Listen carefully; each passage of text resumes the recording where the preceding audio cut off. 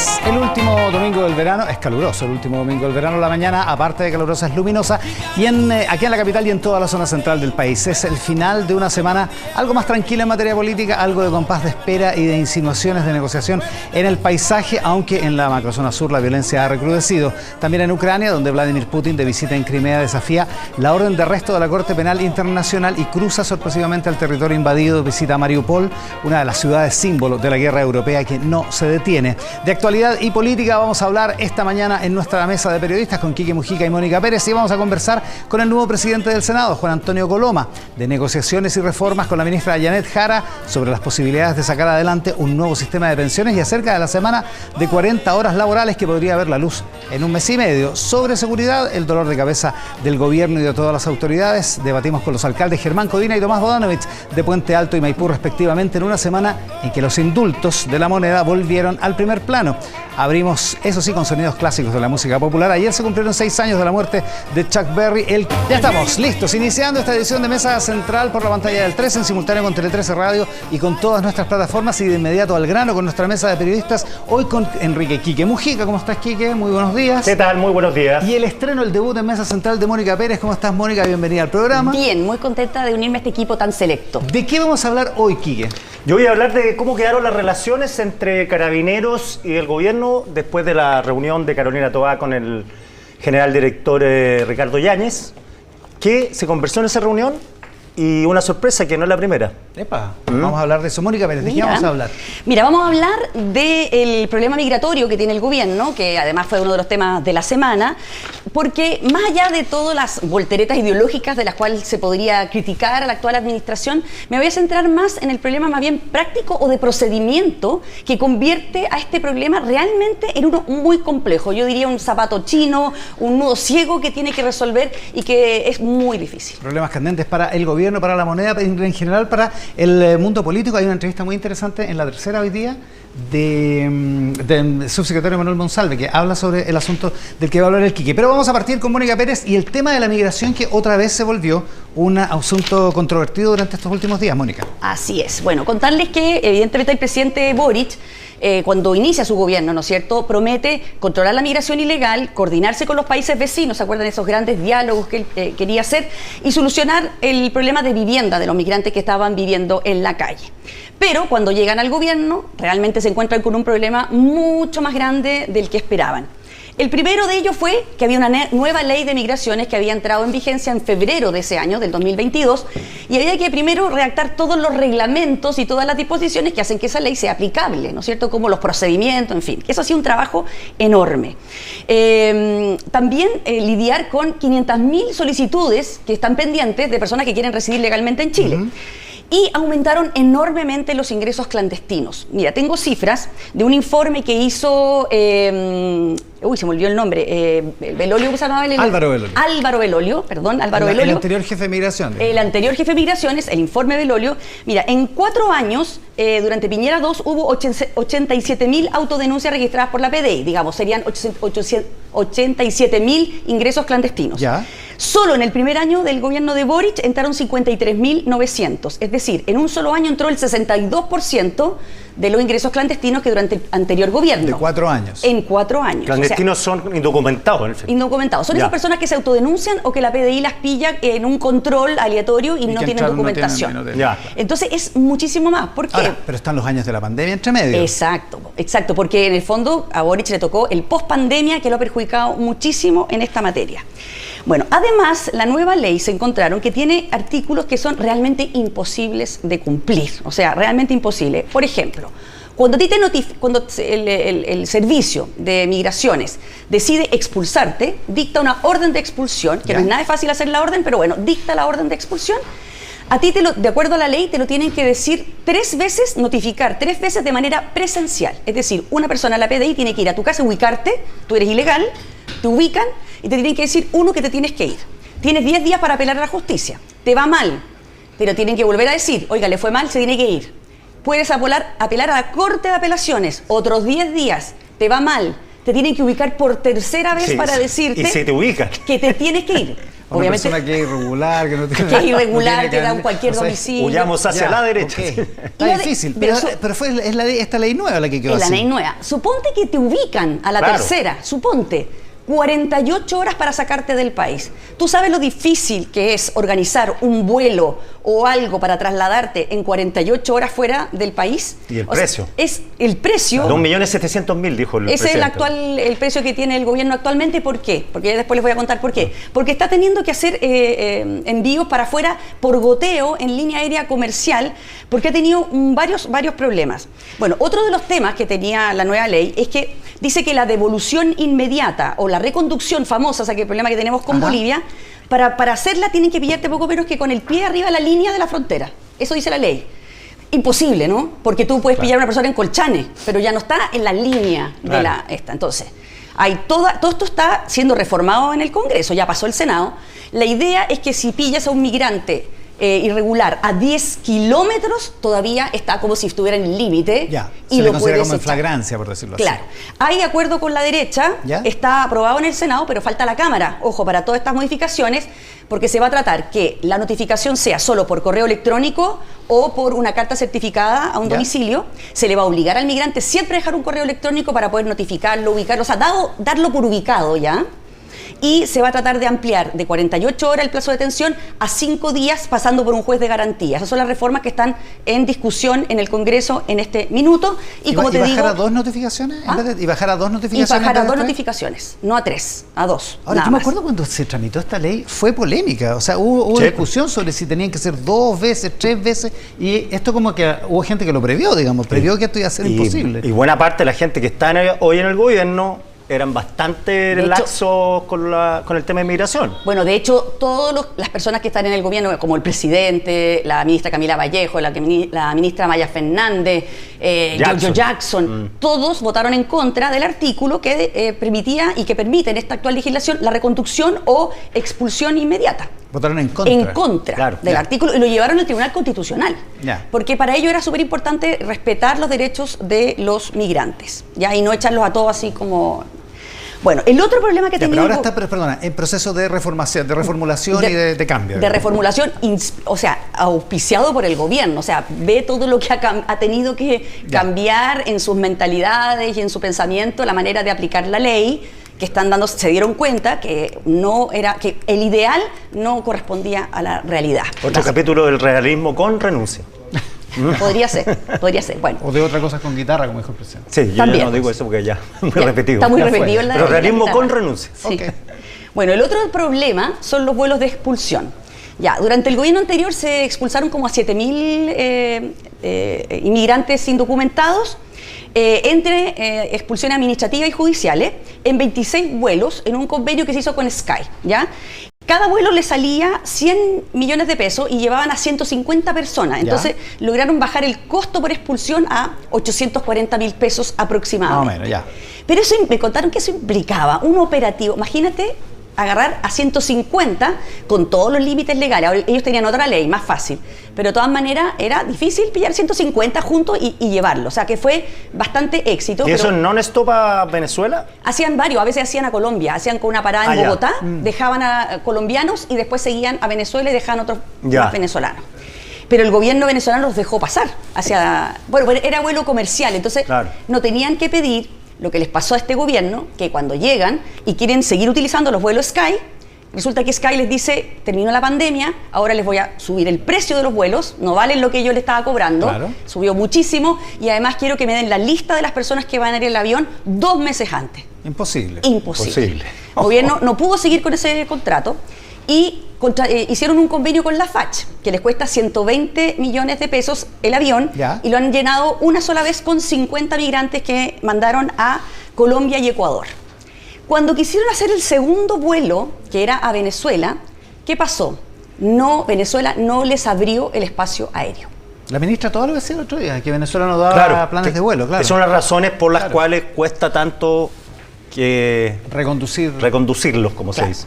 Ellos han tenido, o sea, sé que el actual gobierno ha tenido varias reuniones con el embajador, con Arévalo Méndez, y conversan muy bien, se sacan fotos, pero ahora después no les contestan el teléfono, no hacen gestiones a nivel de cancilleres, no hay contestación tampoco. O sea, me decían, era como una cosa así como que hablaban y después le escondían la pelota, trataban de gestionar una ayuda mutua y después no había... Pero ya, o sea, el gobierno sigue insistiendo en que efectivamente conversa con Venezuela, que es sí. lo que los venezolanos esta semana o la semana pasada dijeron que no conversaban. Que no había diálogo. En un reporteo anterior hablé con la gente de la PDI y me decían que tenían el mismo problema con Venezuela en términos de cruzar ya antecedentes policiales.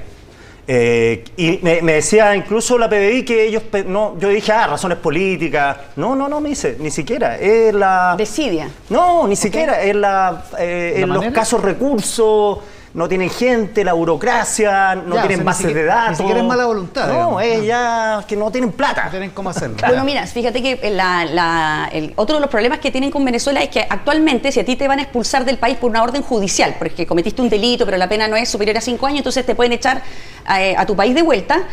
El consulado tiene que verificar que esa persona es esa persona. O sea, tú, Iván Valenzuela, eres Iván Valenzuela. Lo dice el consulado porque eres irregular, entonces eres de Venezuela.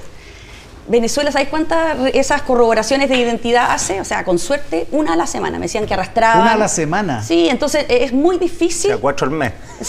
No hay cómo. No hay cómo. Muy difícil. O sea, por eso hay 20.000, 21.000 órdenes de expulsión que no se pueden concretar. Bueno, ojo, esas 20.000, que es muy famosa la cifra que dijo la ministra Toá, 20.900. 900 corresponden a este gobierno. 20.000 venían de antes. ¿Sabes de qué año? ¿De qué año? 2013. ¿De hace 10 años? De hace 10 años. O sea, hay gente en Chile que tiene hace 10 años una orden de expulsión. Es probable que gente haya muerto de ese listado. O podrían tener la O se nacionalidad ya, son 5 años en Chile. Podrían ser chilenos ya. ¿Me entiendes? Entonces, ese fue un problema que se encuentra también este gobierno, que hay un rezago de 20.000 órdenes de expulsión que además no se sabe quiénes son.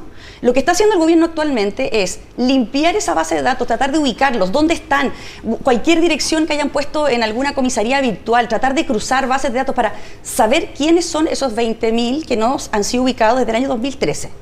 ¿Eso qué te dice? Que estamos frente a un problema que no es de un gobierno, ni es del gobierno de ahora, ni del gobierno anterior, es de todos los gobiernos, es del Estado, yo diría, de una ineficacia que tiene el Estado para cumplir las órdenes de expulsión y ordenar todo el tema migratorio. Porque además tiene herramientas inadecuadas, que hay que reformular, hay que cambiar. Digamos. Oye, yo recordaba ahora que el 2011 fui al norte en estos viajes que hace el ejército, con periodistas, el ministro de Defensa, todo. Y te exhiben... Cuando hacen esos ejercicios... Claro, todo en off, obviamente, y te exhiben las hipótesis de conflicto. Y una de las hipótesis de conflicto del 2011 era la frontera caliente, que llamaban ellos. ¿Ya? Que Bolivia calentara la frontera y que se transformara en un lugar de inestabilidad. Pero en ese tiempo, como la inmigración era escasa y muy documentada, era peruana básicamente, en ese tiempo no teníamos venezolanos ni muchos bolivianos, la hipótesis se basaba en el robo de autos, en los pasos de los policías que eran cómplices muchas veces los robos de camionetas, ¿te acuerdas? Sí. Entonces la frontera estaba permanentemente en conflicto. Imagínate ahora, entonces por eso a algunos le hace link, y por eso te preguntaba fuera de cámara, ¿qué hace Bolivia acá? Porque una frontera más o menos con conflicto para Chile, para Bolivia no puede ser tan malo, tan mal mirado, pensando en términos de los conflictos que tenemos con los bolivianos, porque son permanentes y van a seguir siendo así. Pero me imagino ahora con la inmigración esa frontera sí que está caliente. Bueno, y por ahí supuestamente entra el 90% de todos los migrantes irregulares al país, por la frontera con Bolivia, no con Perú ni con Argentina. Entonces es un problema mayor. Ahora, a diferencia de lo que pasa con Venezuela, que directamente o los dejan plantados o no les contestan, no les cumplen lo que les prometen. Espérate, y los que entran por esa frontera con Bolivia son mayoría venezolanos, no son bolivianos. Hay mucho boliviano que entra a Chile, también. Mucho boliviano. Y muchas de las expulsiones son por tierra, porque en verdad no son tanto los venezolanos como hay muchos, pero digamos, hay mucho boliviano que entra por tierra y se lo expulsa en bus. Hay mucha expulsión por bus. Claro, porque Bolivia sí los acepta de vuelta, digamos. A los bolivianos sí. Ya, resulta que con los bolivianos, ¿qué pasó? Justamente eso, que estaban molestos porque nunca nadie le dijo del gobierno chileno, eso dicen ellos, de que ellos tenían que aceptar las reconducciones de personas que no eran bolivianas. ¿Ya? Y entonces se pusieron a conversar, ha habido conversaciones con Bolivia y hicieron un protocolo de reconducción. Eso está terminado, se entregó a las autoridades bolivianas, están esperando la respuesta por parte de las autoridades bolivianas y entonces se piensa, bueno, ¿qué le ofrecemos a cambio a los bolivianos para que nos acepten esto? Ya. Esto está a nivel de negociaciones ya en la Cancillería, pero a un nivel técnico, ojo, porque aquí no se puede poner sobre la mesa, monte tú, las relaciones o otro tipo de demanda como el mar, etcétera, porque se enreda ahí ya el tema de demasiado. Entonces esto está a un nivel técnico. Entonces me decían, a ver, ¿qué cosas les podemos ofrecer? Uno, eximirlos de la visa Mercosur, que vale $90, pero que es importante. Por cada persona que entra al país, digamos. Claro, porque es muy raro que tú veas entrar mucho boliviano ilegal. ¿Por qué entran ilegales si tienen visas de turista, tienen montones de maneras de entrar legal? Y es porque la visa Mercosur vale $90. Entonces muchos temporeros que vienen de Bolivia no tienen los $90 para pagar. Claro, entran Entonces, y salen. Eso ¿Te acordás cuando estaban acampando afuera del consulado de Bolivia? Sí. Porque tenían problemas para volver. Ahí en la costanera. Claro. Entonces, eso podría ser algo que los ayudaría, ¿no es cierto? Otro es elaborar un carnet para personas de zonas fronterizas para eliminarles todo tipo de papeleo, trámites cuando tengan que entrar y salir de la frontera. Esto mejor. Para facilitar. Digamos. Facilitar, porque en realidad ahí hay una vida muy coordinada, muy conjunta. ¿no es Entendiendo cierto? que vienen a trabajar por un tiempo y después se vuelven, digamos. Claro, vienen a comerciar, compran Claro. en Chile, vuelven a Bolivia, en fin. Y lo otro es una línea express para los camiones bolivianos, por ejemplo, que también es un tema importante. La última cifra, ¿y por qué te digo yo que yo creo que es tan difícil para este gobierno o para cualquier otro solucionar el problema? En el año pasado entraron 54.000 más o menos ilegales a Chile, ¿ya? Esos son los autodenuncias, o sea, imagínate, muchos más, pero la cifra oficial son 54.000. El gobierno alcanzó a hacer 2.000 y tantas órdenes de expulsión. 54.000, 2.000 y tantas ¿Ya? órdenes de expulsión. Esas son las expulsiones administrativas, o sea, las órdenes administrativas hace el ¿Ya? gobierno. ¿Cuántos se fueron de eso? 31. 31. 31. Porque, y ahí te demuestran lo bueno. difícil que es hacer todo el proceso. En total, hay que decir, en beneficio de este gobierno, que fueron 1.070 las expulsiones del año pasado, más que en el último año del gobierno de Piñera, pero fueron, como todas, siempre han sido más las judiciales que las administrativas. Por eso a veces cuando se pelea la oposición con el gobierno y habla de las cifras de las expulsiones administrativas, son 31, son muy poquitas, pero hay que ver las judiciales. Las judiciales que también que son las que complementan más el fáciles de panorama. hacer. Ya, de todas maneras, un nuevo sigo, como dice nuestra pantalla, el asunto de las migraciones. ¿Lo es también el tema de Carabineros? ¿Qué pasó esta semana realmente con Carabineros? Fíjate que pregunté en el gobierno y pregunté en Carabineros y ambos coinciden que las relaciones están en muy buen pie, siempre han estado en muy buen pie. En general, Carabineros tiene una buena relación con el Poder Ejecutivo. Recordemos, por ejemplo, que el general Rosas fue decán del presidente Piñera. Contaba el general Rosas que era el que le llevaba las encuestas. Decía, presidente, estamos en 31. Y Piñera le respondía, siempre puede ser peor. Como decía la presidenta Bachelet. Claro, ya. Pero, mira, me dicen que están un poquito sorprendidos por la conmoción que causó la famosa reunión. La atribuyen, obviamente, que coincidió con la muerte del carabinero Salazar. Claro. Pero me dicen que estos encuentros no es el primero. Se han juntado 3 o 4 veces. De alguna manera, tratan de suavizarlo, pero de alguna manera comentar sobre ciertas declaraciones del general Yáñez que pueden prestarse para malas interpretaciones. Ah, ya, o sea, esto ha pasado antes. Mira, me dan un caso Esto concreto. que pasó el martes. En octubre del 2022, ¿te acuerdas ese encuentro en el Círculo Español de la pequeña empresa? ¿Ya? Sí. Donde claro. llegaron los invitados, Rafael Cuncilla invitó, cada silla de los invitados tenía el himno de Carabinero en una hoja. Sí. Cuncilla dijo, por favor, párense, empiecen a cantar el himno Carabinero. Cantaron el himno Carabinero los invitados, se lo sabían entero y todos decían, ¿cómo se lo saben? Bueno, lo estaban leyendo. Tenía la ¿no? letra ahí escrita. Luego Cuncilla dice, general Yáñez, por favor, pase a hablarle a los asistentes. Se paran a hablar. Después Cuncilla habla, presidente Boric sentado ahí con el ministro Grau. El señor Cuncilla habla y dice, levanten la mano, ¿quiénes prefieren? ¿Que se preocupen de la delincuencia o la Constitución? Se levantan la mano, hartos, varios. Después dije, a ver, pónganse de pie para que sea mejor. Se pusieron de pie. Después el presidente Boric habló, lo interrumpieron 4 veces y le gritaban, tu Constitución. Y ahí cuando el presidente dice, exijo respeto. Bueno, después de esa reunión, el general Yáñez llamado a La Moneda para conversar Sobre esta... que era un poquito improcedente todo esto, prestarse un poco para lo que estaba pasando ahí frente al presidente. Claro, porque no lo organizó, pero se prestó, digamos. Como que yo no me acordaba de tanta declaración como la que pasó esta semana, que fue tan fuerte, como que no me acordaba, pero es verdad ese incidente que tú hablas. Por lo menos 4. ¿Se acuerdan? ¿Ah, sí? Otra. Fue súper criticado. Sí, ahora el que selló las principales críticas fue Cumcilla en ese... Claro. La otra es cuando asesinaron a la periodista en Barrio Meix, ¿te acuerdas? Ya, Sí. 1 de mayo. Ya, él citado la sesión de seguridad de la Cámara ¿Ya?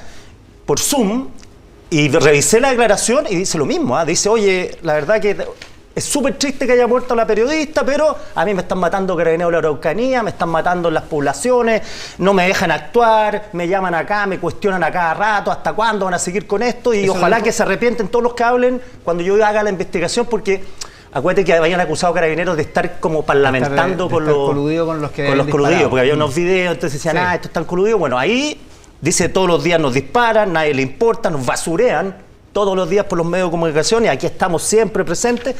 Eso lo dijo en la Comisión de Seguridad de la Cámara. Claro, también, O sea, también en público, digamos. y también Raspacacho.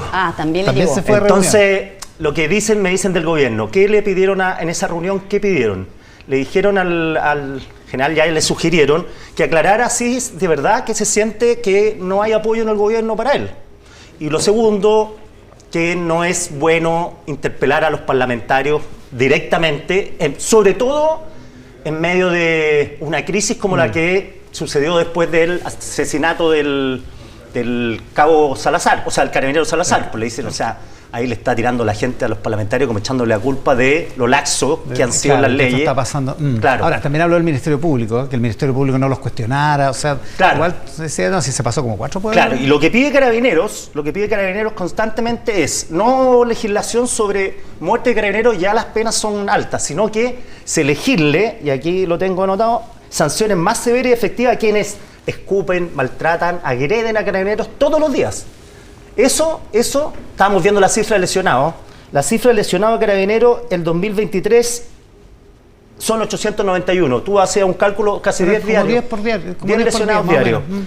Hubo revisé, entre mayo del 2022 y mayo de ahora, hubo 8 carabineros asesinados. Quique, pero y el tema tan importante del uso del arma, cuándo pueden utilizar el arma, cuándo no, Claro, toda esa eso, polémica la regla de grande. uso de la fuerza. Sí, el uso de la fuerza. Eso está en un nudo ciego un nudo gordiano, porque al final, Carabineros, y eso lo ha reconocido, hemos estado en reuniones y dicen, nosotros somos muy cuidadosos, a Plaza Italia no vamos, cuando todavía había evento en Plaza Italia, pues no nos queremos meter en problemas.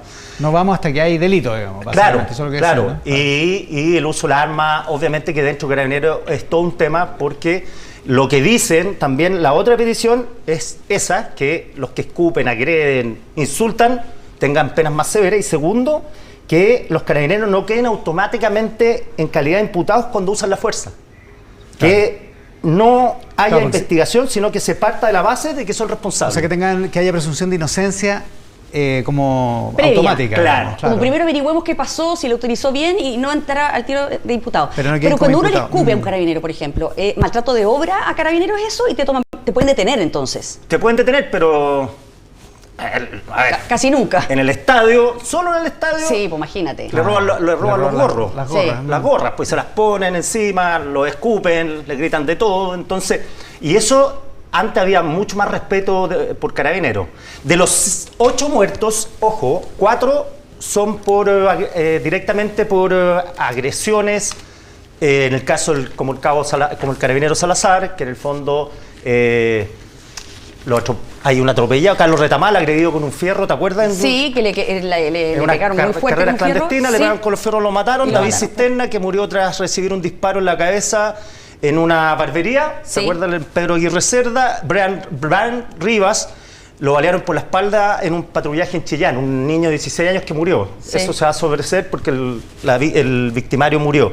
Los otros que han muerto murieron por un accidente de tránsito, murió por un error al manipular un arma, volcó en un MOWAC. Entonces, ese es el panorama de Carabineros. Muchos lesionados, 8 muertos. Yo revisé las cifras de muertos hacia atrás y hay años que, no sé, murieron 11, 12, pero no todas las razones tienen que ver con agresiones de delincuentes o agresiones políticas de alguna manera, sino que más bien se refieren a accionar diario. Oye, hay un punto respecto de las agresiones, de los escupos, de los insultos. Le preguntan a Manuel Monsalve hoy día, en entrevista de Víctor Rivera y María José Chía, al subsecretario del Interior, le pregunta por las declaraciones de Insulza, el senador esta semana que dijo que decía algo así como que estamos pagando las consecuencias por todos los que cuestionaron a la policía durante el estallido. Y dice que recoge el punto, pero recoge la sutileza de que no se puede actuar contra las personas, o no se puede criticar a las personas o a las instituciones, sino a las personas que cometen delitos. Pero dice, esto tiene un efecto en la conducta de la sociedad, dice Monsalve. Y le preguntan, ¿y ya no les temen a los carabineros? Es la afirmación de los periodistas. Y le dice, nosotros ayudamos a construir esa idea. Todos hemos ayudado a construir esa idea, una idea que tampoco se hace cargo de lo que el propio Estado hace, para el sentido contrario, que es respaldar a las policías. Le preguntan, cuando dice nosotros, ¿se refiere al gobierno? No, a actores políticos de distintos sectores. Algunos cuestionan la institución porque no confían en ella y otros dicen que Carabineros no tiene las condiciones para actuar. Ambos debilitan a la institución. Es el subsecretario del Interior haciéndose cargo precisamente de esa sensación que hay en la sociedad. O sea, de alguna manera recoge el guante. Habla también de la reunión con el general Yáñez y todo. Ahora está claro que el gobierno está apoyando a Carabineros constantemente, haciéndole ver sus errores, pero apoyándolo al fin y al cabo. Sí, hay bastante buena relación. Yo he visto desde que se inauguró este gobierno, hay una buena relación, incluso con la ministra Isquia Siches. Sí. Me acuerdo que la relación era muy, muy buena. Mira, un dato que no se conoce. De hecho, una declaración de ese tipo del subsecretario del Interior de este gobierno era impensable antes de que asumiera. Claro. Es totalmente impensable, claro. Mira, un dato que no se conoce, me hicieron ver, mira, las relaciones están tan buenas que al otro día de la reunión que tuvo Carolina Toá con el general Yáñez, Carolina Toá era la invitada a las 8 de la mañana a dar una charla, una exposición frente a generales y suboficiales, y me dijo, ni un problema, todo pasó bien, en el gobierno dicen. La verdad que fue muy bien recibida por Yáñez. Bueno, y esa escena que estamos viendo, que es la escena del funeral, perdón, del velorio en Concepción, del carabinero Retamal, el cabo primero Retamal, esa escena es súper demostrativa. Ahí está el funeral posterior, digamos, pero la ministra llegó, la viuda había dicho que no quería el gobierno, que no quería el presidente, que no quería, y la ministra llegó con el general Yáñez y con el fiscal nacional en una señal súper clara, digamos. Es más, viajaron juntos en el avión. Y la ministra tuvo una conversación ahí con la viuda, del carabinero Salazar, muy, por lo que supe yo, muy respetuosa. Sí, porque hay poco registro. No se supo nada. Hemos tratado de averiguar mucho. Fueron caminando, salieron las dos solas, a caminar y a conversar. Y una conversación muy respetuosa, muy provechosa, me contaban. Era muy delicado el momento. Me contaban en Carabineros que fue por eso, y una conversación que la viuda quedó bastante satisfecha de la conversación y la ministra del Interior me imagino que también. Ojo que la ministra Toá dijo que había ido porque esa parte, ese velorio se lo hace Carabineros. Era una ceremonia oficial de Carabineros hacia este mártir. No era de la familia, digamos. No era de la familia, porque le dijeron, si la viuda no quiere que usted vaya al funeral, o sea, ¿por qué va, no? Y ella dijo, es que no era una actividad, era una actividad institucional de Carabineros, por tanto yo como gobierno tengo que estar, soy la representante del Poder Ejecutivo y por eso fue con la Fiscalía, que es la que tiene que investigar en el fondo este delito, y también con el general director. Sí, me dicen además que van a seguir yendo ojalá que no ocurra, pero si hay más muertos de Carabineros, van a seguir yendo a todos los funerales porque es una cuestión institucional y una muestra de apoyo del gobierno, una obligación a Carabineros. A Carabineros. Bueno, de todas maneras yo encuentro que está bien, que se lleven bien el gobierno con Carabineros, estupendo, pero el tema, a mí de fondo, es si es verdad que por el hecho de que ellos no saben hasta dónde utilizar o los líos en que se pueden meter, porque me contaban que le decían a los carabineros cuando salían, era primero cuida tu vida, no sé, la pareja del carabinero, pucha, que no te pase nada malo, pero además no te metas en líos. Claro.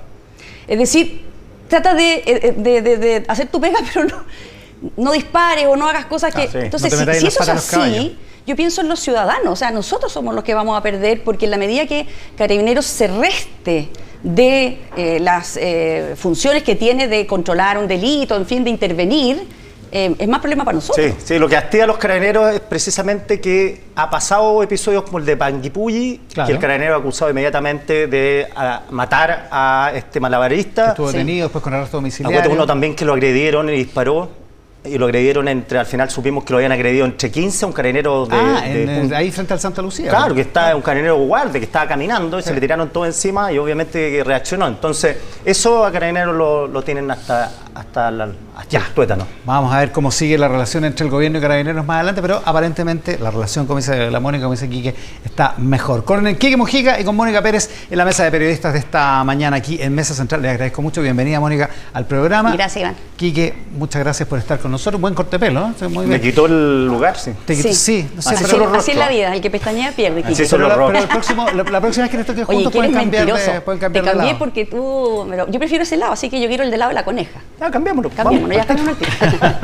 Ya, vamos a la pausa. Al regreso conversamos con el nuevo presidente del Senado, el senador Juan Antonio Coloma, acá en Mesa Central por la pantalla del 13 en simultáneo con Tele 13 Radio. La pausa y volvemos. Cambio en la mesa del Senado esta semana y el nuevo presidente del Senado, Juan Antonio Coloma, está con nosotros en esta edición de Mesa Central. Senador, muchísimas gracias por la gentileza de estar acá. Muchas gracias a ustedes por la invitación. Además. Muchas gracias, la verdad es que asumo esto con harta sentido de responsabilidad, porque más allá de que yo le he dedicado parte de mi vida al Congreso, al servicio público, obviamente siento que haber tenido un apoyo de casi todos los senadores es una doble responsabilidad y tratar de impulsar la institución a los problemas del país a mí me motiva y estoy poniendo el empeño. Oiga, ¿es como el pináculo de su carrera política? Porque usted está en el Congreso ¿desde cuándo? ¿Desde el 90? Desde el 90 he sido 3 veces diputado, he sido 3 veces senador, aprovecho de saludar a la región del Maule. Mira, no es pináculo, es como un momento donde muchas de las cosas que uno pensó que se podían hacer y que uno ha contribuido a hacerlo, hoy día ponerle el ritmo que uno cree. Por ejemplo, yo traté de definir cuando inicié mi discurso, que es colocar al tiro las prioridades. O sea, yo creo que es clave asumir el tema de la seguridad. Ya no resiste más. Y ahí hablo del fast track. Démonos 90 días de plazo, ¿para qué exactamente y de qué manera? Mira, hay hoy día más o menos 60 proyectos en distintos momentos de Chile, si Chile va cambiando, en donde se tienen que ver con problemas de seguridad. De esos, yo creo que hay un número importante. El gobierno ha planteado 16 prioridades, pero yo creo que hay más que si le ponemos empeño, alma, gana, fuerza, podemos despachar la inmensa mayoría. Hay temas que son más complejos que otros, pero otros que son evidentes. Enfrentar los sicariatos, enfrentar los problemas de ciberseguridad. ¿Cuántos jóvenes hoy día le roban los celulares, les quitan todo y a través de eso, digamos, quedan desprovistos? Entender los secuestros express, la inteligencia, un sistema de inteligencia, los temas de ciberseguridad. Algo que también yo he cambiado, porque aquí tenemos que hacer todo un esfuerzo. El problema del nuevo Ministerio de Seguridad, que a mí me parece a esta altura absolutamente indispensable. ¿Y antes usted está en contra? Sí, yo tenía mucha duda, pero resolver los problemas de las policías. Mira, no es posible que nosotros, los policías que nos cuidan, no sientan que nosotros los cuidamos. Ya hay normas que están hoy día planteadas respecto al Estatuto de Protección que a mí me parece fundamental resolverlo. No podemos acostumbrarnos que hemos tenido 12 carabineros asesinados los últimos 3 años. 891 carabineros atacados este año. Solo este año, sí. Todo este año. Increíble, increíble la cifra. Oiga, pero no va a cambiar todo, pero sí otras herramientas nuevas, distintas a las que teníamos para enfrentar un problema que de otra manera nos va a liquidar. Es que justo veníamos hablando en el bloque anterior del asunto de Carabineros. ¿Usted estaría de acuerdo con esta idea que algunos han expresado, también lo expresa de alguna manera el general Yáñez, esta idea de que haya presunción de inocencia cada vez que un carabinero hace uso de la fuerza? Yo entendí más, yo creo que es clave generar un estatuto de protección y que el uso de la fuerza sea medida en forma racional, porque a veces se plantea la proporcionalidad. O sea, si me pegan, yo pego. No, la autoridad tiene que tener otras reglas del juego, donde tenga capacidad de, primero, cumplir los protocolos, siempre. Segundo, siempre defender los derechos humanos, no agredir los derechos. Pero tercero, capacidad de entender racionalmente el uso de la fuerza. Si yo tengo que cumplir una orden, digamos, y tengo que pensar 16 veces y tengo una horda armada que me va a atacar o un grupo de delincuentes que tengo que esperar que me peguen para yo reaccionar, así no funciona el principio de autoridad. El principio de autoridad tienen que respetar, y un carabinero o un funcionario de la PDI tiene que sentir que la ley está de su favor, y por eso que el uso racional de la fuerza a mí me parece que es un debate absolutamente central. Espero que lo tengamos en las próximas semanas. Esta idea de que no queden automáticamente como imputados. Exactamente. ¿Usted está de acuerdo con esa idea? Yo me parece que apunta en ese sentido. Por último, si hay una imputación o una formalización, que sea en los términos y reglamentos de que sea la racionalidad de la fuerza el elemento central. ¿Sabe lo que pasa, Iván? Que este tema, yo sé que cuesta dimensionarlo, pero lo que no podemos tener, eso es la pérdida del sentido de autoridad y la impresión de que al final no va a pasar nada, de que al final el carabinero que cumple la ley, Porque hay otros que si no lo hacen es otro problema, por lo menos va a ser amparado y no va a tener que pasarse la vida explicando qué es lo que es la racionalidad para esto. O sea, supongo que no estamos claros.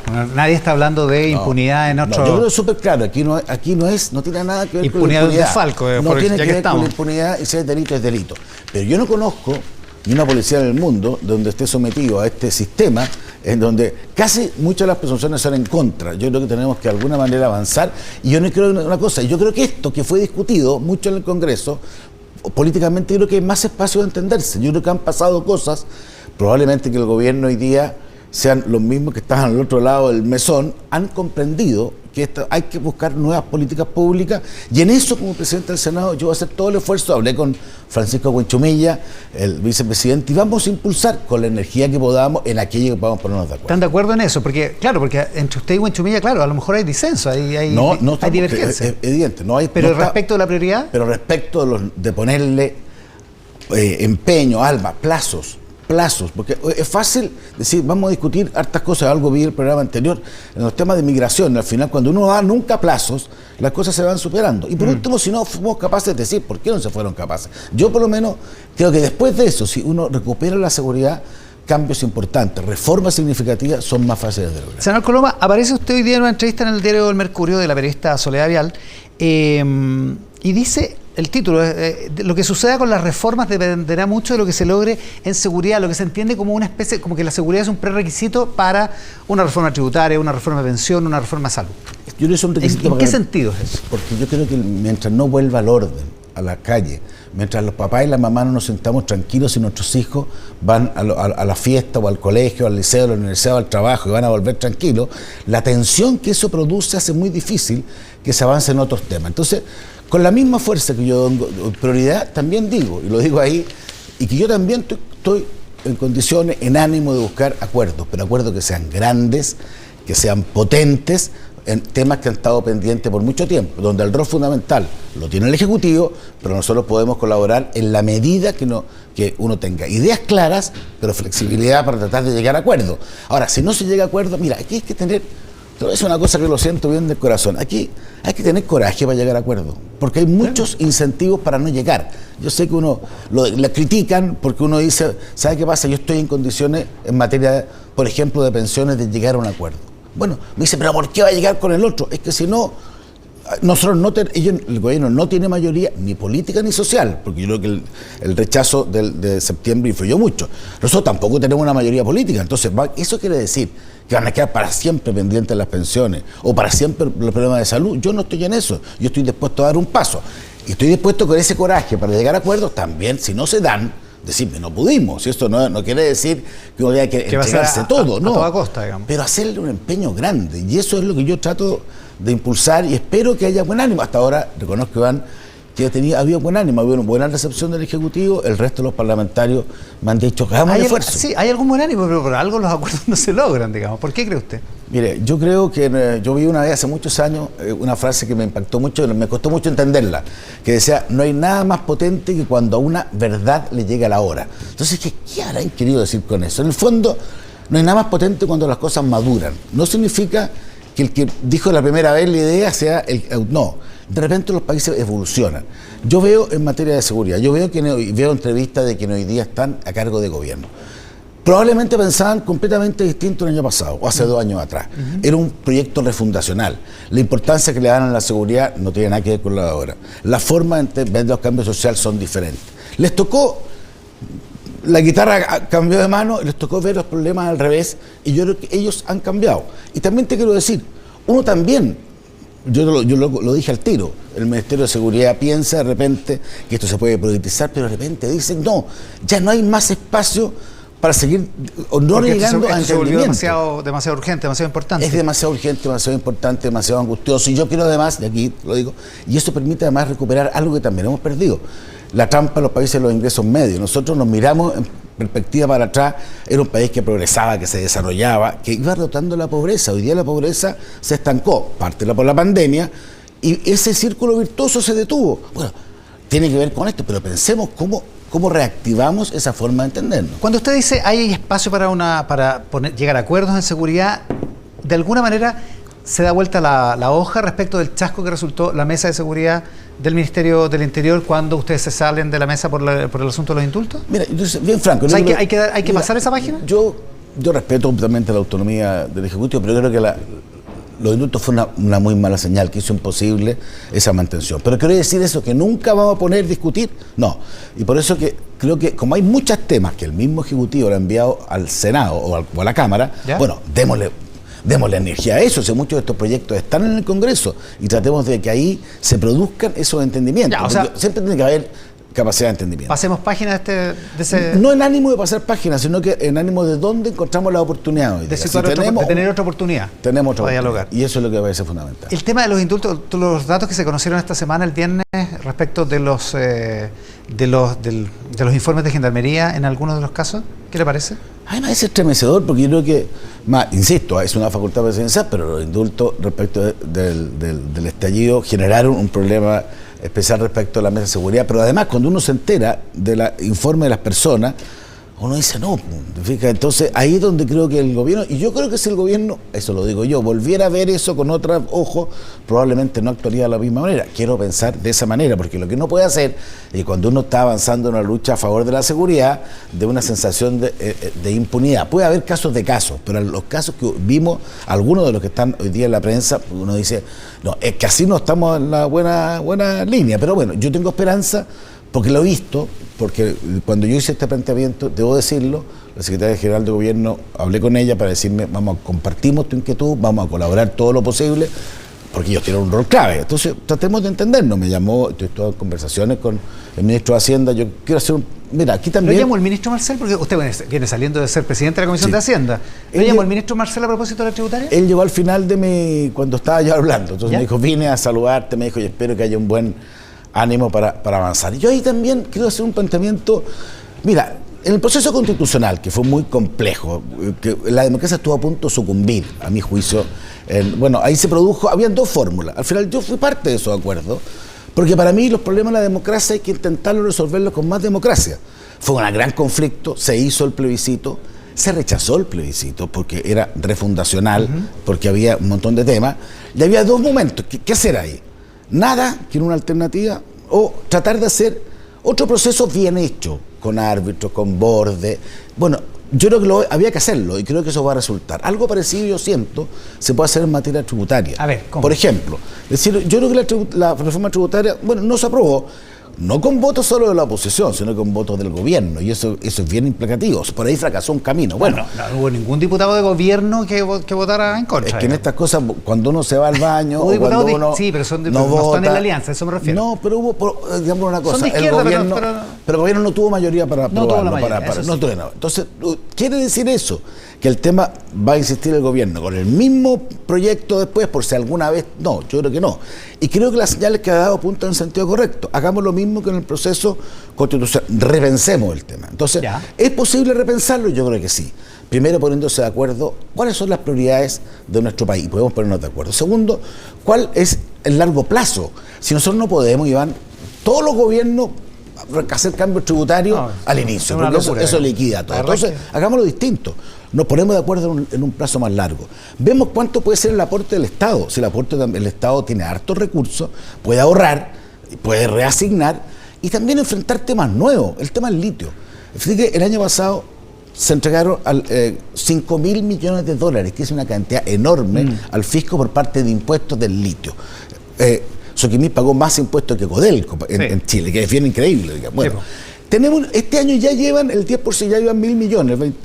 Entonces, aquí hay una riqueza enorme. Curiosamente, para los economistas, esto se entiende que es gasto estructural. O sea, el ministro Marcel podría girar a cuenta de eso, pero obviamente no sabemos lo que pasa. Porque no sabemos lo que pasa con el precio. Pero es estructural, es bien curioso. Teóricamente uno debería decir que son 5.000 todos los años.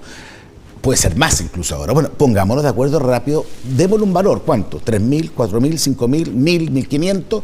Pongámonos, el CFA lo propuso.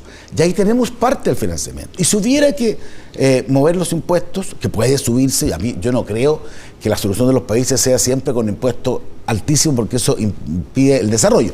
Pero sí se pueden mover, pero en aquellas cosas que tenga que ver con los flujos, no con el stock. Eso te puede tener con tramos del global complementario, digo un ejemplo. Entonces, lo mismo en materia previsional. Si ya se dio una señal clara en el mismo plebiscito de que había un respeto por la cuenta individual, que hace muy difícil que si uno habla de un 6% más, alguien le diga, mire, no, todo eso va para reparto. A mí me ha impresionado, a mí la gente, el otro día en Talca me pasado en Curicó, la gente me para y me dice, oiga, los fondos previsionales, no me los toque, yo, aunque no tenga mucho, yo quiero, bueno, hagamos una cosa en otros términos, de ver lo que no se pudo resolver en su momento, cómo lo resolvamos en forma más imaginativa, aprovechando esa nueva realidad que hoy día se da, que nadie tiene mayoría por sí mismo. Yo por lo menos, de aquellos que dicen no hagamos nada, saquémosle la... No, yo no. Yo lo que pasa es que ahí en la derecha, por ejemplo, el tema previsional, viene la ministra Janet Jara en el siguiente bloque, pero en el tema previsional yo he visto dos miradas en la derecha. Una que dice algo parecido a lo que dice usted, digamos. Hay maneras de ponerse de acuerdo, y hay otros que dicen, no, es el momento de aprovechar la mayoría y ponerse duro, cuando en realidad lo que está poniendo el gobierno encima de la mesa es más o menos parecido a lo que propusieron ustedes cuando eran gobierno, y es una cuestión que realmente no se soñaría, o sea, le están dejando la cuenta individual del 10,5%, o sea, un montón de cosas que estuvieron en cuestión durante un buen rato. Es así, y parte... Yo o sea, digo, es el momento de recoger la ganancia también en algún lugar. Tengo toda razón, pero al final decir...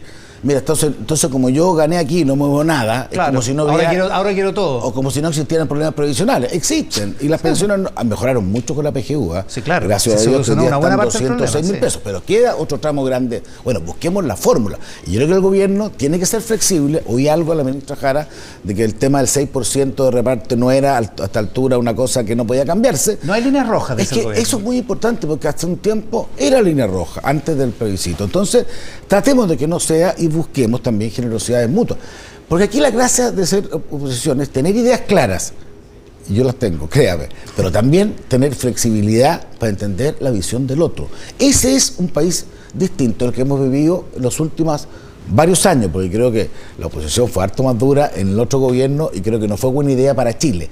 No quiere decir que uno tenga que ser, no, pero tiene que ser propositivo, poner firmeza, pero también mostrar ánimo de diálogo. Cuando dice hay que tener ideas claras, y yo las tengo, eso usted agrega, da la impresión de que le está mandando ese mensaje a alguien. Y a mí me da la impresión de que hay en la derecha, particular en la centro derecha, como usted, hay una presión desde el lado derecho. Hay una presión en republicanos, hay una presión particularmente en periodo electoral, porque el 7 de mayo tenemos elecciones.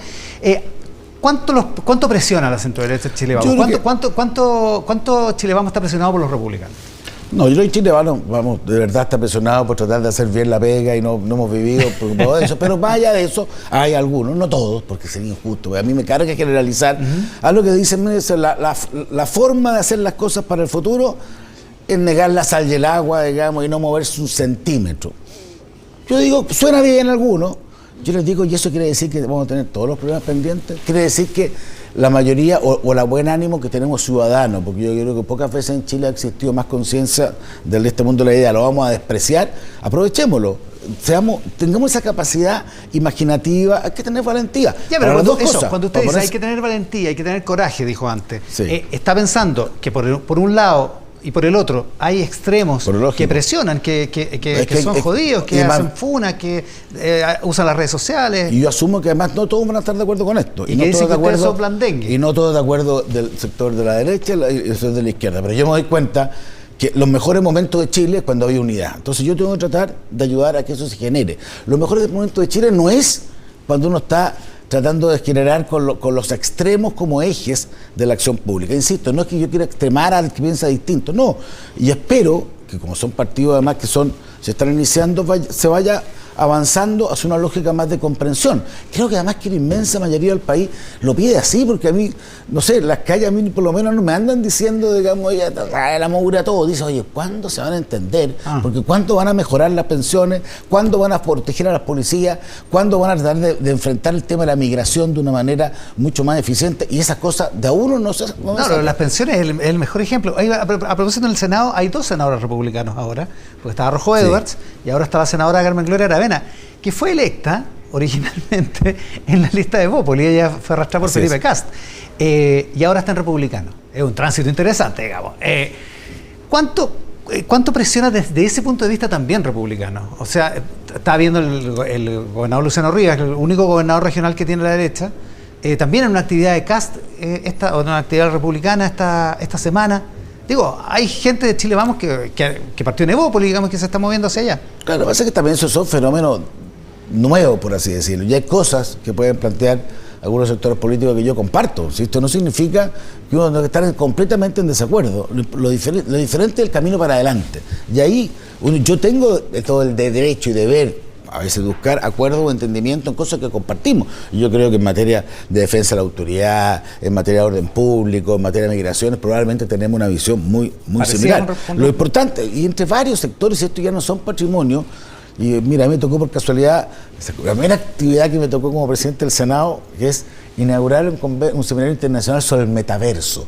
¿Ya? Entonces alguien me dice, ¿qué tiene que ver el metaverso? Yo soy parte de la Comisión de Futuro. Tiene mucho que ver, porque eso es el futuro que nos va a ocurrir, y probablemente ahí no todos los problemas son de derecha e izquierda. Ahí tienen que problemas cómo aprovechamos la oportunidad en materia de empleo, de democracia, de educación, pero cómo no nos roban los datos, cómo no somos capaces de generar las adicciones, cómo protegemos los derechos. ¿Son esos problemas de izquierda y derecha? No. Otra cosa que yo tenga ideas, y no, a esta altura voy a decir que pienso distinto como soy, porque eso pienso como es así, pero eso también me hace sentir la responsabilidad de convencer lo más posible, de aprovechar desde el punto de vista país, que mucha gente, la que gobernó hoy día, al gobernar obviamente asumen de otra forma la vida, y eso creo que ayuda. Y lo que yo puedo hacer, lo voy a hacer. Lo último, voy a intentarlo, me lo voy a jugar. Ya, ¿usted lo ve posible? ¿Ve posible un diálogo con el ministro Marcel, un diálogo sobre lo tributario antes de las elecciones? Yo creo que eso, mira, para las elecciones faltan 40 días. Yo creo que esto tiene que ser un poquito más. Mi visión, mi visión es que yo te hice un cierto orden. Primero discutir dónde están las prioridades, porque yo creo que es re importante, porque no es lo mismo si uno esté pensando que los recursos son para A y otro para B. ¿Cuánto es de los recursos? ¿Cuánto puede aportar al Estado? Porque yo creo que eso es fundamental.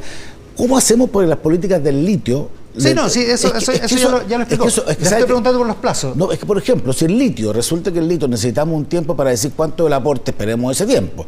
Y los plazos que sean, yo no creo que estas cosas se hacen de aquí a 40 días, pero sí sé que el ánimo se demuestra. Y después yo creo que tenemos un periodo más largo, y creo que después de la elección constituyente va a ser un buen momento para ver si coincidimos o no con este espíritu. El senador Juan Antonio Coloma, el presidente del Senado esta mañana. En Mesa Central, senador, muchísimas gracias por la gentileza. Muchas gracias, Iván. Nos vamos a la pausa y al regreso con la ministra del Trabajo, Janet Jara, también con nuestros auspiciadores. Acá en Mesa Central, si tu empresa está pasando por dificultades financieras, hoy existe una nueva alternativa. En Reset Chile saben que las buenas ideas merecen una segunda oportunidad, y con un proceso concursal de reorganización puedes salvar tu compañía. Con su asesoría podrás estabilizar, potenciar y fomentar el desarrollo de tu negocio, porque Reset Chile es un nuevo comienzo para cada empresa. La pausa con la ministra del Trabajo al regreso, acá en Mesa Central. Ya estamos de vuelta en Mesa Central, claro que sí, en la pantalla del 13 y en simultáneo con Tele 13 Radio, en todas nuestras plataformas, y nuestra invitada, la ministra del Trabajo, Janet y Previsión Social, Janet Jara. ¿Cómo está, ministra? Muchas gracias por la gentileza de estar acá. Muchas gracias por la invitación. Oiga, partamos con el trabajo primero. 40 horas, ¿es verdad que lo quiere sacar para el 1 de mayo? Sí, porque claro que falta sí. muy poquito para el 1 de mayo. Falta poco, y ha estado mucho tiempo en el Congreso Nacional, estuvo cerca de 5 años desde que lo presentaron. Desde que se presentó, claro. Acuérdese que lo presentó Carol Cariola, Camila Vallejo, nuestra diputada, y hoy día nuestra ministra. Al final del gobierno de Bachelet. Claro, y de ahí tuvo, como yo diría, tensiones en nivel bastante fuerte en algún minuto. Una controversia, sí, pues hubo un contraproyecto del gobierno de Piñera 2 también. Bien después, porque al principio hubo de parte del gobierno del presidente Piñera oposición directa, que se legislara las 40 horas, con incluso algunas caricaturas que dieron vueltas como memes. No sé si se acuerda que alguien estaba diciendo el tiempo se tenía que ir, no terminaba los partidos. Bueno, esas cosas pasaron. Pero el apoyo, hoy día yo, muy mayoritario de la ciudadanía, le dio un nuevo impulso, y además el presidente Boric nos encargó también poder conversarlo con la oposición. Y en eso estuvimos en todo el trabajo previo. Me acuerdo cuando entramos al gobierno con el presidente Boric, Iván, todos los días los periodistas me preguntaban, ¿y cuándo van a presentar 40 horas? Entonces nosotros le decíamos que muy pronto, porque estábamos preparándolo. ¿Ya? Y en esa preparación con los sectores productivos, con los empleadores de los distintos sectores productivos, con los trabajadores, y también con trabajo previo parlamentario, hoy día podemos decir que ha sido una tramitación mucho más rápida. ¿Y cómo lo hizo? Porque hasta los empresarios estaban de acuerdo. Estaba Juan Sutil cuando era presidente de la CPC. Sí, claro. Estaba a favor, digamos. Sí, valoramos mucho. Estaba en la mesa al lado suyo, cuando me acuerdo. Sí, además entregamos sellos 40 horas juntos. Y entregan sellos 40 horas. ¿Cómo lo hizo, Bueno, yo creo que... ¿Cuál es el secreto ahí? El presidente nos mandató a hacer un proceso participativo, y eso en el mundo laboral, Iván, tiene una bajada bien concreta, que es construir desde el diálogo social, tripartito. Entonces, no es conversar con todo el mundo, sino que con quienes representan a los trabajadores, con quienes representan a los empleadores, en un proceso que la OIT también supervisa o supervigila, acompaña, por decirlo de alguna forma.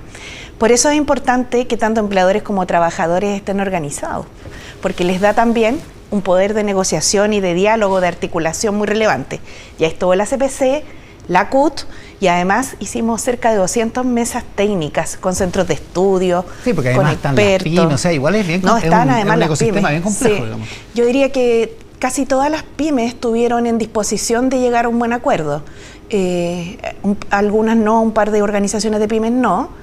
Pero bueno, ha sido también parte de un proceso más histórico, ¿no? Vamos a tener oportunidad de hablarlo probablemente a fines de abril o en mayo, cuando porque esto la idea es promulgarlo para el 1 de mayo. Pero en términos prácticos, ¿qué significa? Y el martes se vota en el Senado, en la sala. Martes. Claro. Y de ahí se va a la Cámara. Y de ahí se va a la Cámara, pero quisiera contarle además que de Trabajo y de Hacienda salió con apoyo unánime. Así ¿de la comisión? Sí. Unánime. Hay pocas cosas unánimes últimamente, así que es una buena noticia. Bueno, yo creo que el senador Coloma lo decía, ¿no? Los incentivos a no llegar a acuerdos son más que los incentivos a construirlos. Sí. Pero en este proyecto sin duda ha sido vital el apoyo de la ciudadanía. Sin eso yo creo que habría sido más difícil construir un acuerdo. Ya, o sea, el mundo político se dejó permear, digamos. Se sensibiliza, claro. Lo que pasa es que es un proyecto muy bueno, Iván, porque imagínese, da muchas posibilidades a las personas para tener una vida de mejor calidad. Pero además, en el proyecto de la indicación que presentamos por disposición del presidente Boric, nos hacemos cargo también de las distintas realidades productivas. Entonces, se aborda la reducción de la jornada de 45 a 40 horas, la ordinaria, claro, de los trabajadores que trabajan en la semana, ¿cierto? Que van a la oficina, vuelven, van al taller, vuelven. Se aborda luego las jornadas especiales, que son las que están precisamente reguladas en el código. Por ejemplo, trabajadora de casa particular. Y ellas van a tener un régimen de 45 a 40 horas las puertas afuera, y las puertas adentro van a tener un régimen de días adicionales de permiso. Claro. Que compensen, porque es muy difícil el tema de la jornada. Y después se aborda el tercer tipo de jornada, que se llaman excepcionales, que son calificadas por la Dirección del Trabajo. No están especialmente reguladas en el Código del Trabajo. Ya. Y en esas, por ejemplo, el típico caso es el de los trabajadores de minería, que elaboran en los campamentos. Claro, que elaboran 14x7, claro, tienen esas jornadas como... Entonces, reducirle la jornada a ellos es como quedar una hora más mirando el cielo el trabajador en el campamento arriba, no tiene mucho sentido. Se compensa de otra manera, digamos. Hay que tener continuidad operativa, porque la economía también hay que cuidarla, y el empleo, por eso también tiene gradualidad esto. Por eso, en términos prácticos, ¿esto se aplica gradualmente? Sí. A partir de el proyecto tiene una gradualidad máxima, que es de 5 años, que significa que al primer año del proyecto vamos a estar en 44, de la ley más bien dicho. Al tercer año vamos a estar en 42 y al quinto en 40. Ya. Pero en esto también quiero ser bien clara.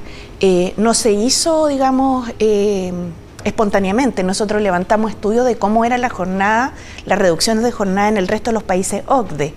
Y lo que vimos es que se hacían con diálogo con los sectores productivos, pero además con una gradualidad que permitiera al empleo y a los salarios, a los niveles de salario, irse ajustando. Ahora bien, esto es un mensaje para los empleadores de nuestro país. Este es un plazo máximo, y todos quienes se puedan anticipar son muy bienvenidos. De hecho, por eso ustedes están entregando este sello 40 horas, porque son empresas que ya están en esa jornada. Incluso sin que hoy día sea ley. Muchas empresas, y sobre todo pymes, es lo que nos ha llamado más la atención, porque había una de las organizaciones de pymes que estaba que reclama, que se opone. Sí, pero ellos como que siempre se han opuesto a todo, como incluso yo diría, incluso en los años 70. Entonces no me extraña mucho, porque hay algunas personas para las cuales nunca es necesario hacer cambio en el país. Lo bueno es que aquí la mayoría ciudadana encontró con la mayoría parlamentaria casi unanimidad. Esperamos que del Senado salga bien despachado. Ministra, usted tiene confianza en que esto sale luego en las próximas semanas, y de ahí viene, claro, va a venir un proceso que es el de la interpretación, de la Dirección del Trabajo, de muchas cosas. Ya ha habido algunos conflictos últimamente, porque la Dirección del Trabajo está haciendo algunas interpretaciones que los sectores regulados dicen, por esa misma legislación, dicen se está cambiando el espíritu de la ley. Un caso típico es el de la legislación sobre aplicaciones. ¿Qué está pasando en la Dirección del Trabajo, y por qué por qué se da esa controversia, digamos, de esas interpretaciones que a veces yo no soy abogado y menos laboralista, pero da la impresión de que quienes reclaman tienen un punto en respecto de que se está extralimitando la interpretación. Bueno, la Dirección del Trabajo actúa en base a criterios técnicos y lo que hace precisamente es darle bajada a la ley. Y de hecho 40 horas va a tener que darle bajada a varias cosas también. Claro, porque suele ocurrir. Surgen cosas que no están previstas. Digamos. Claro, ahora en el caso en particular del dictamen de las aplicaciones, entiendo que Uber Internacional, que además se agenció, digamos, sendas páginas en la prensa escrita en nuestro país a propósito del dictamen que todavía ni salía, estaba en borrador, digamos, ha presentado algunos recursos en los tribunales y los tribunales tendrán que resolver, pero el ánimo de la Dirección del Trabajo es cumplir con un criterio técnico, el mandato que la ley le da y que es proteger los derechos laborales de los trabajadores, y en eso su director Pablo Centeno ha sido una persona extremadamente cuidadosa, digamos. Ya, pero no es la labor de Pablo Centeno, el director del Trabajo, reinterpretar la ley, digamos. Por supuesto que no. Ese no es el punto, ¿no? No. Para nada, actúa dentro del marco legal y si hay alguna cosa que corregir siempre vamos a estar disponibles y es bueno que esto lo resuelvan los tribunales para que se zanjen y despejen dudas. ¿Usted descarta que haya ocurrido eso, que el director del Trabajo haya reinterpretado la ley? Yo confío plenamente en la capacidad de los funcionarios de la Dirección del Trabajo encabezados por su director, porque entre otras cosas creo que el rol de la Dirección del Trabajo hay que cumplirlo bastante esencialmente, ¿no? Y que es resguardar los derechos de los trabajadores. Muchas veces, Iván, hay tensiones en nuestro país. Lógico. Respecto de las coberturas, los derechos que le asisten a los trabajadores, y la verdad es que mientras tengamos un mejor resguardo de los derechos laborales, seguramente vamos a también poder construir una sociedad más cohesionada socialmente. Lo digo porque, por ejemplo... menos conflictos en ese... a veces son microconflictos, digamos. Sí, muchas veces incluso en ciertos sectores se levantan alertas respecto de que el empleador, como le asiste el deber de protección a los trabajadores, va a tener que hacer determinados gastos, por ejemplo, en elementos de protección personal. Ahora mismo en el tema de las aplicaciones, ¿no? O del registro, de hacerse responsable del registro de los vehículos motorizados. Claro. O sea, hay varios elementos, el acceso a la seguridad social de los trabajadores, de eso estamos hablando, eso es lo que aquí está en juego, ¿no? Pero si uno lo ve en trayectoria, si el país no construye seguridad social y no construye elementos así, va quedando en la absoluta desprotección. Lo digo porque, por ejemplo, hace muchos años atrás en nuestro país tenemos el seguro de cesantía desde el 2002 y pucha que nos sirvió la pandemia. Claro. Que combina capitalización individual o ahorro individual con un sistema mixto y solidario. Desde los años 60 tenemos una ley de accidentes del trabajo que es de reparto, solidaria, que apoya a los trabajadores. Y si no hubiéramos invertido en eso, nos habríamos encontrado en la pobreza, en el fondo. Totalmente. Entonces, tenemos la posibilidad de construir cosas nuevas para los trabajadores con diálogo social, con gradualidad, pero de hacerlo. No dejar esa convicción de lado. Ya que mencionó lo del seguro de cesantía, hay algunos que dicen que es la clave. Ese modelo es la clave para destrabar el tema de pensiones. ¿Usted lo ve así? Yo creo que es un modelo muy interesante que recoge bastante los elementos o sea, al revés, el proyecto le recoge bastante elementos de esa experiencia, pero que, por cierto, también puede tener otros elementos más que puedan ir perfeccionando el debate. Claro, porque el seguro de cesantía lo administra un ente privado. Sí, por una licitación. Que se lo gana por una licitación. Sí. Y al mismo tiempo la contribución es mixta, como dice usted. Sí. Es del empleador, del trabajador y del Estado. Claro. Mira, me gustaría comentarle dos cosas al respecto. Cuando se discutió el seguro de cesantía, igual hubo sectores que se opusieron. Claro. Sectores ligados a los empleadores en ese momento y que tuvieron cierto eco en parlamentarios de la derecha. ¿Ya?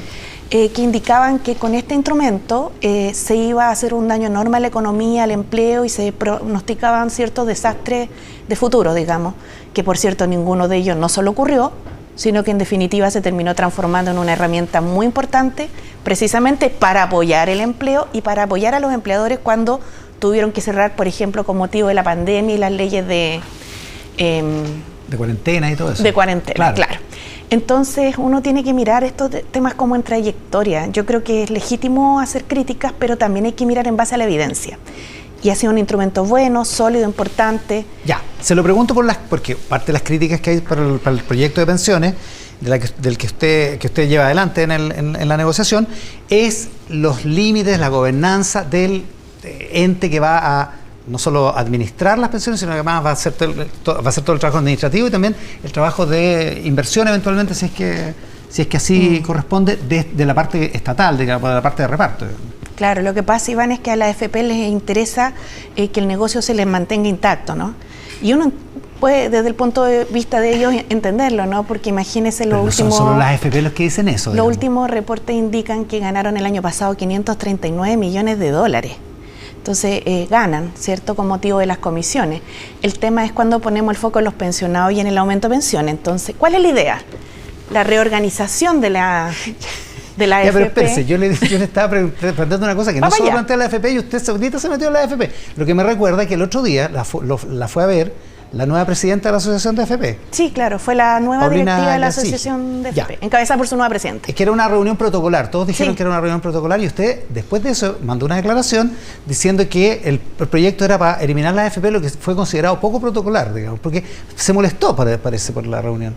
Lo que pasa es que esta conversación, bueno, de hoy vamos a Después reorganización nos industrial. Después nos devolvemos. Lo que pasa, Iván, es que esta conversación, mire, me ha tocado asistir a conversaciones con la Asociación de AFP, yo diría, con sus 4 últimos presidentes en distintos periodos y en distintos roles que me ha correspondido cumplir. ¿Ya? Como jefe de gabinete de un ministro, un subsecretario, como subsecretaria, ahora como ministra.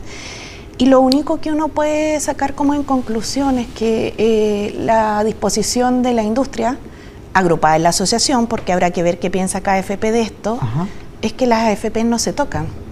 El punto es qué es lo que pasa con los pensionados. Entonces, y no han cambiado posición en todo este tiempo. La verdad yo no he visto... Mire, yo estuve con Rodrigo Pérez Maquena, que fue presidente, estuve también en algún minuto participando en reuniones donde está Andrés Santa Cruz, la misma señora Alejandra Cox, y creo que hay como un relato que pone el centro, ¿cierto?, en su negocio, que es un tema para ellos muy legítimo, digamos, pero el interés del gobierno está puesto en los pensionados. Ahora acabo de lo que recibir... usted ve es inflexibilidad en las AFP. Eso es lo que la molestó.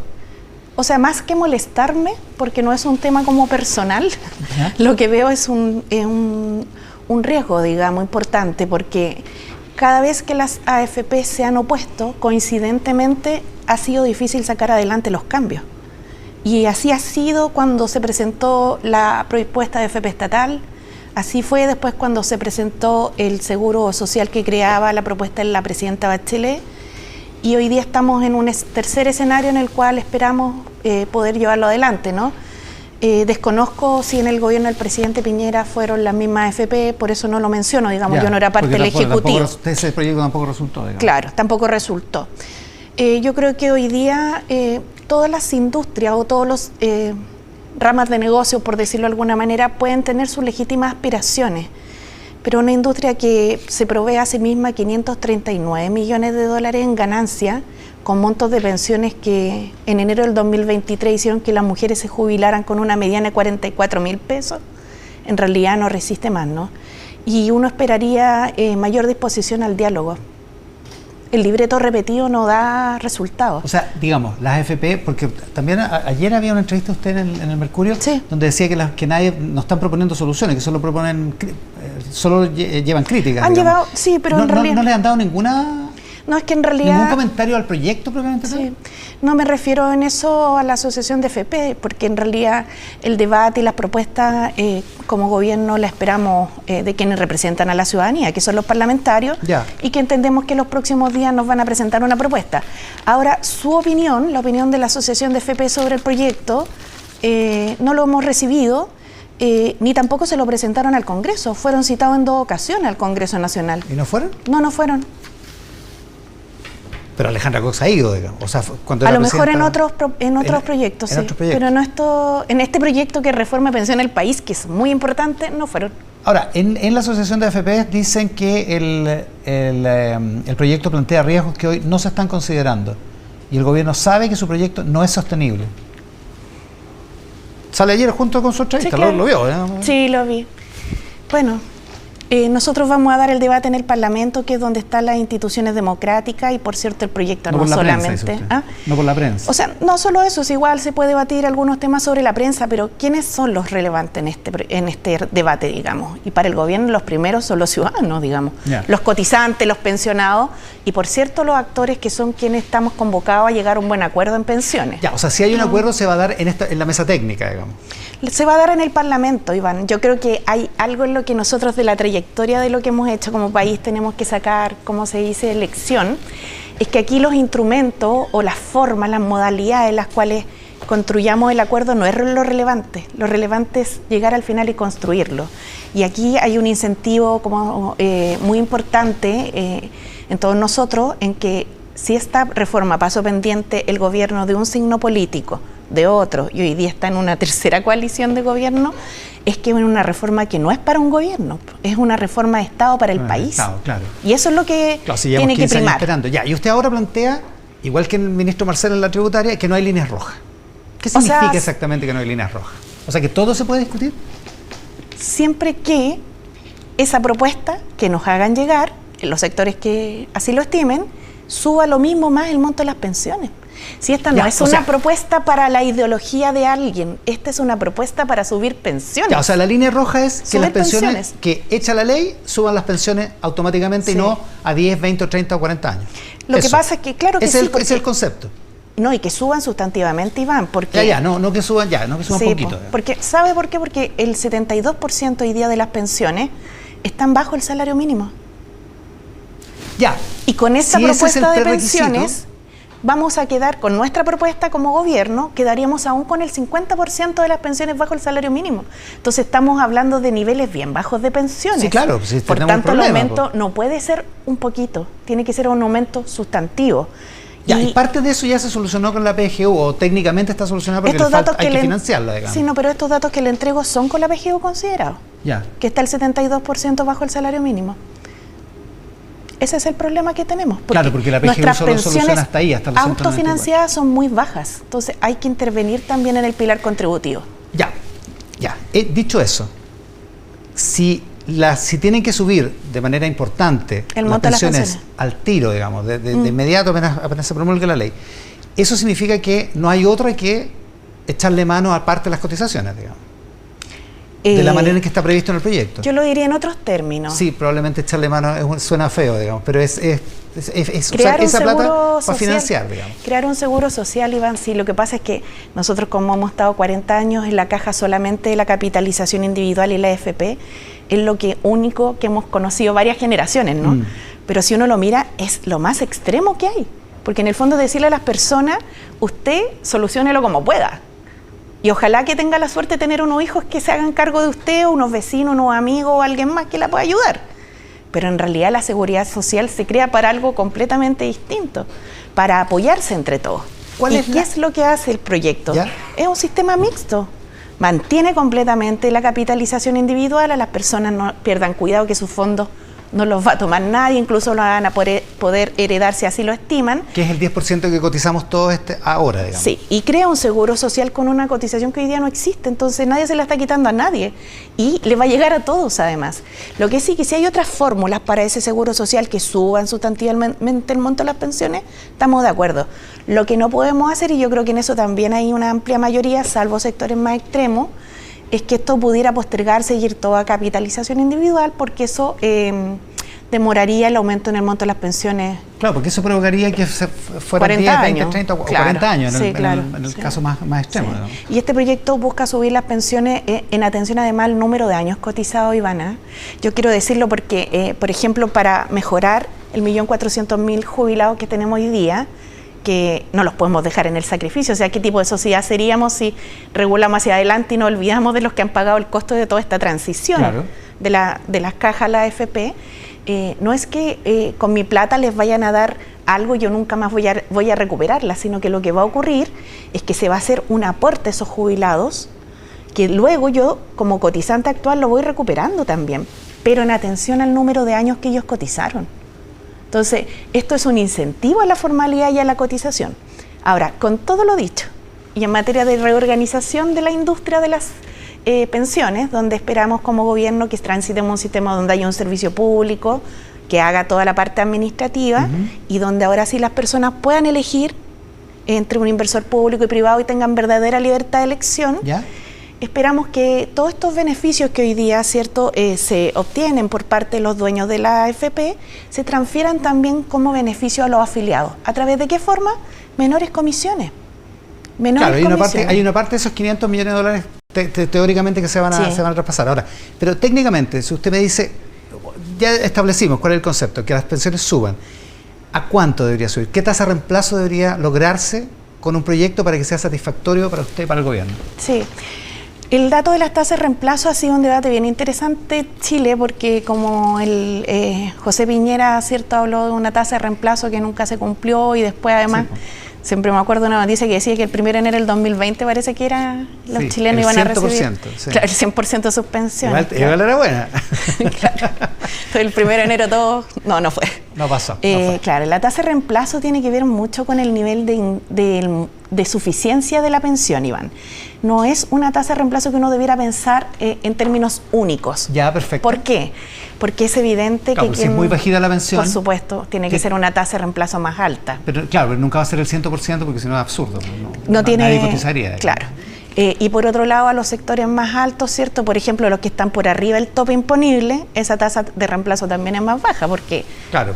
Hay una parte importante de su salario que no cotizó. Exactamente. Claro. Entonces hay... Pero del tope, incluso del tope imponible, ¿hablamos de tasas de reemplazo cercanas al 70%, por ejemplo? En la mediana de todos los cálculos del sistema, o sea, de los que cotizan poco, mucho, podría bordear el 70%, que son los informes que se han entregado al Congreso Nacional. Ya. Pero esto hay que mirarlo con cada uno de los casos como señalado. O sea, aquí lo más claro que le podemos decir a las personas, porque esto es un compromiso de largo plazo, es que si las personas cotizan, van a tener un seguro social que los va a acompañar, además de su ahorro personal y además de la PGU. Y la otra ese es el dato concreto. Hay varias otras preocupaciones, pero hay una preocupación muy fundamental que es la gobernanza de todo este sistema, sí, y la posibilidad de que el gobierno, el fisco, se haga de los fondos de alguna manera. Sí, esa discusión. Y claro, hay una a la bruta, que es a la Argentina, digamos, que expropiamos todos los fondos y todo eso. En fin, ya, esa es una.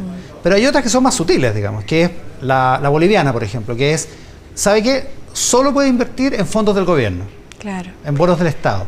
Y hay una aún más sutil, que es sacar los límites de inversión en bonos del Estado. ¿Qué se está pensando en esa línea para evitar el riesgo, digamos? Sí, bueno, hay decir dos cosas, ¿no? El proyecto tiene varias normas que buscan precisamente resguardar que las pensiones se usen para pensiones y no para otra cosa.